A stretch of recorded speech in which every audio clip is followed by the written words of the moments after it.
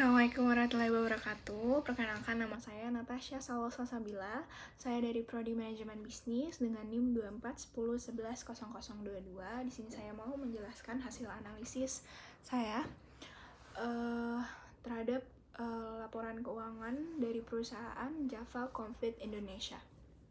Di sini saya mau menjelaskan dulu profil singkat perusahaannya. Jadi nama perusahaannya adalah PT Java Confit Indonesia atau JPFH sebagai kode sahamnya. Perusahaan ini bergerak di sektor agribisnis, tepatnya di agri-food, dengan subsektor utama meliputi perunggasan, aquacultur, dan peternakan sapi, juga Java Food. Serta bisnis ini menunjang vaksin hewan, juga produk kesehatan ternak.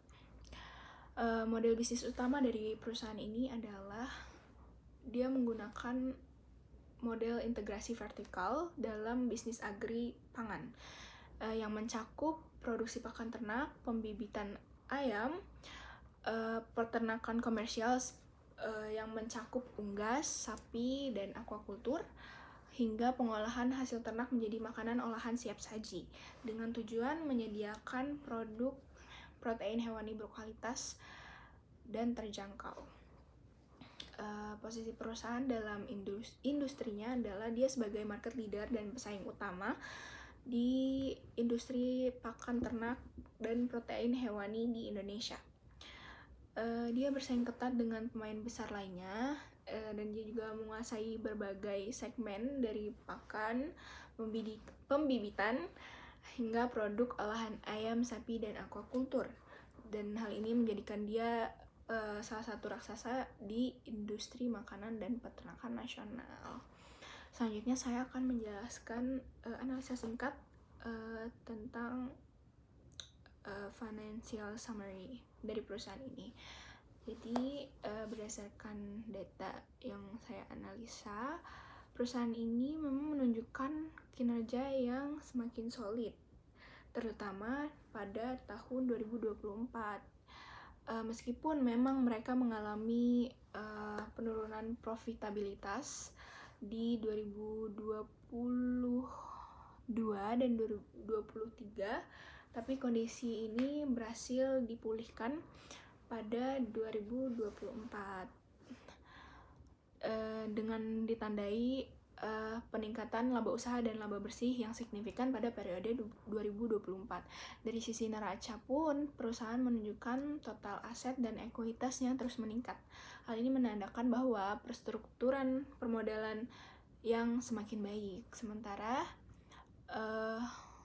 terjadi penurunan di kewajiban lancar pada periode 2024 yang menandakan bahwa perusahaan ini mempunyai manajemen utang jangka pendek yang semakin baik.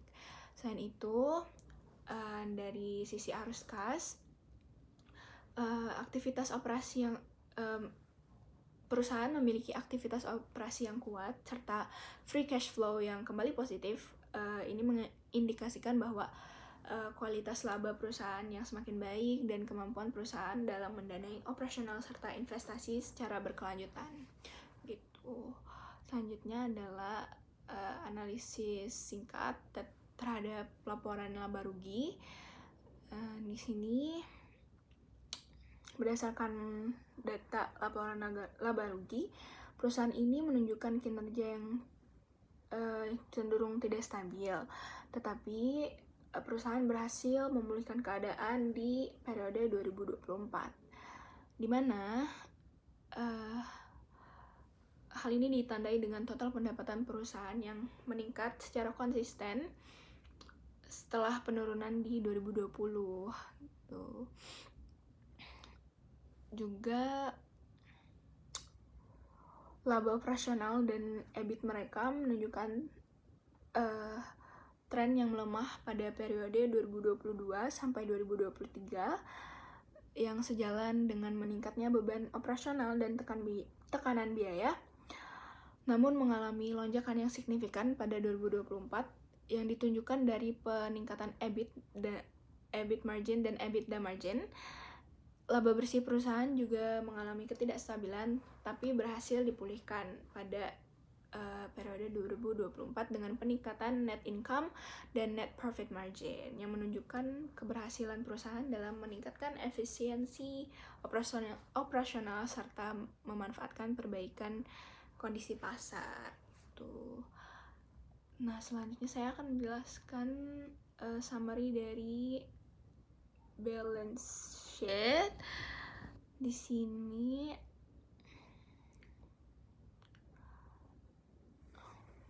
pada data neraca ini perusahaan dia menunjukkan bahwa perusahaan ini memiliki pertumbuhan keuangan yang cukup sehat, di mana perusahaan memiliki total aset yang terus meningkat secara konsisten di setiap periodenya, yang mengindikasikan bahwa ekspansi perusahaan dan investasi berkelanjutan, terutama pada aset tetap dan persediaan untuk mendukung operasional.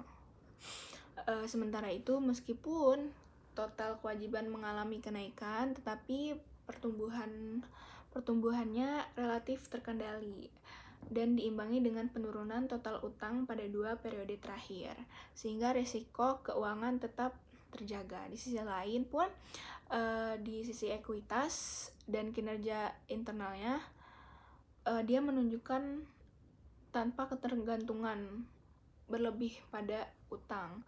Jadi secara keseluruhan neraca perusahaan ini mencerminkan kondisi keuangan yang cukup stabil, juga solvable dan memiliki fundamental yang kuat dalam periode 5 tahun terakhir. Juga di sini saya akan menjelaskan tentang rasio keuangan perusahaan ini. Yang pertama adalah rasio likuiditas, di mana perusahaan itu menunjukkan tren yang mengalami penurunan, di mana current ratio menurun dari 1,95 menjadi dari current ratio di tahun 2020 dari yang 1,95 menjadi 1,84 pada tahun 2024, di mana ini dia menandakan bahwa perusahaan memiliki kemampuan membayar kewajiban jangka pendek yang baik. Dan pada quick ratio juga di sini mengalami sedikit penurunan, namun tetap bisa mendukung operasional harian tanpa persediaan berlebih. Dan untuk cash ratio, dia menunjukkan bahwa cash perusahaan ini relatif rendah, tetapi hal ini cukup wajar untuk perusahaan agribisnis karena mereka memang perlu modal yang banyak dan persediaan yang banyak juga. Selanjutnya adalah analisis rasio solvabilitas, di mana data ini menunjukkan bahwa perusahaan sudah memiliki manajemen utang yang baik dan stabil, di mana total debt to equity ratio mengalami penurunan pada 5 tahun terakhir. Hal ini menandakan bahwa perusahaan tidak terlalu bergantung pada utang untuk modal perusahaan. Juga didukung dengan nilai debt to asset ratio yang mengalami penurunan, yang menunjukkan bahwa perusahaan mengalami perbaikan struktur permodalan. Nah, selanjutnya adalah analisis rasio profitabilitas. Di sini perusahaan menunjukkan bahwa mereka memang sempat mengalami tekanan laba, namun berhasil melakukan pemulihan atau turnaround yang kuat pada tahun 2024. Hal ini ditunjukkan oleh data operating profit margin dan net profit margin yang melonjak naik di periode 2024. Hal ini juga didukung dengan nilai ROA dan ROI yang turut melonjak pada tahun 2024. Hal ini menunjukkan bahwa perusahaan itu memiliki efektivitas penggunaan aset dan ekuitas yang jauh lebih optimal di periode 2024. Selanjutnya adalah analisis dari 3 perusahaan. Di sini saya membandingkan rasio keuangan Java Confit Indonesia, Indofood Sukses Makmur, dan Unilever Indonesia. Di sini yang paling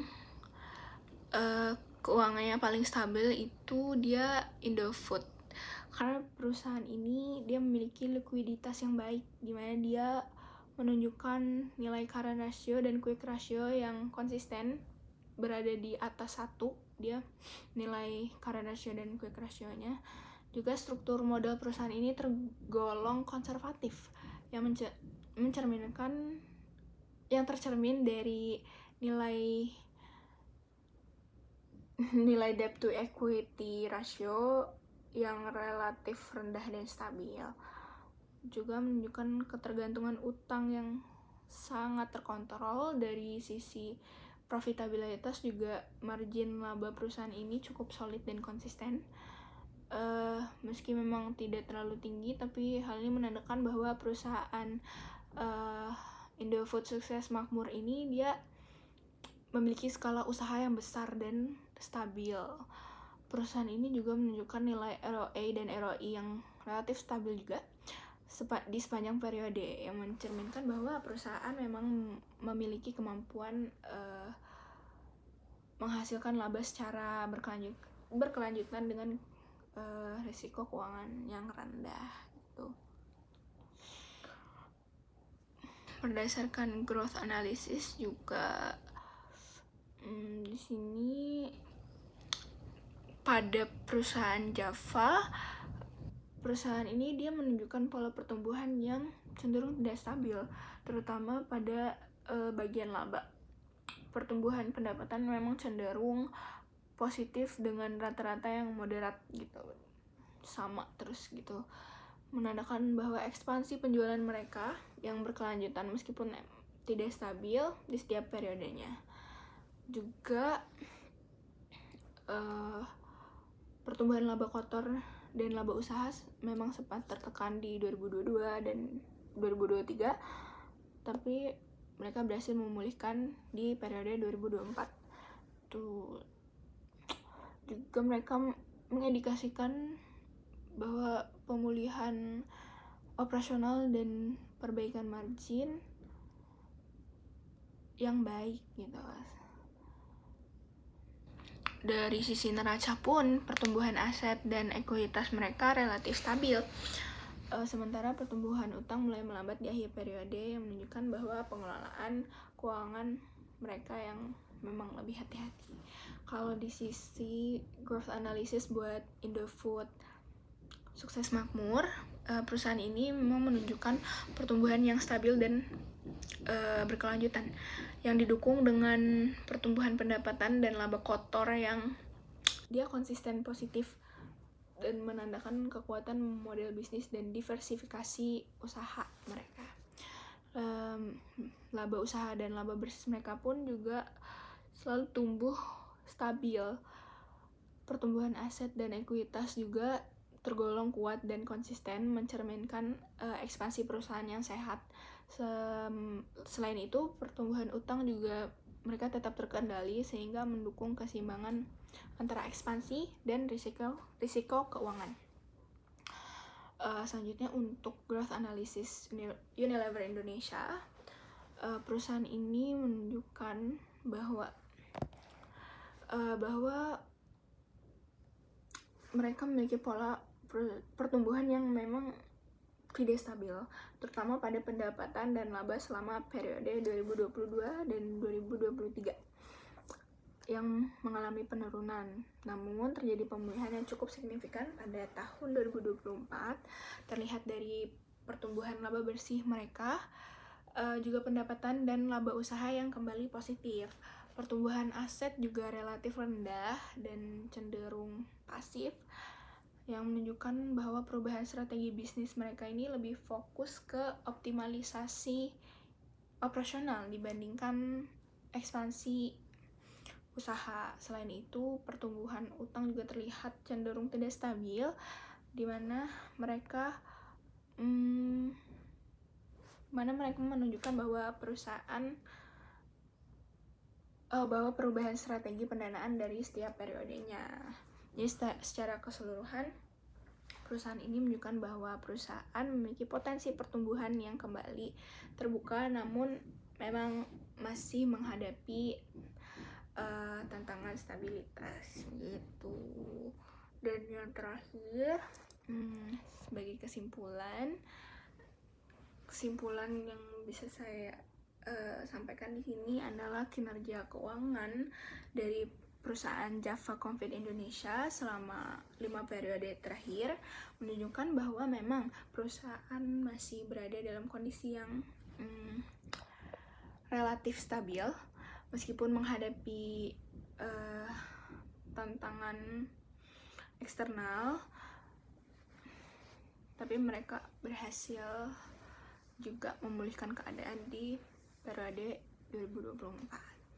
Mungkin rekomendasi yang bisa saya sampaikan di sini adalah perusahaan perlu terus meningkatkan efisiensi biaya dengan mengelola utang dan baik serta mengoptimalkan strategi operasional sehingga kinerja keuangan di masa depan dapat semakin membaik. Mungkin sekian yang bisa saya sampaikan. Kurang dan lebihnya mohon maaf. Assalamualaikum warahmatullahi wabarakatuh.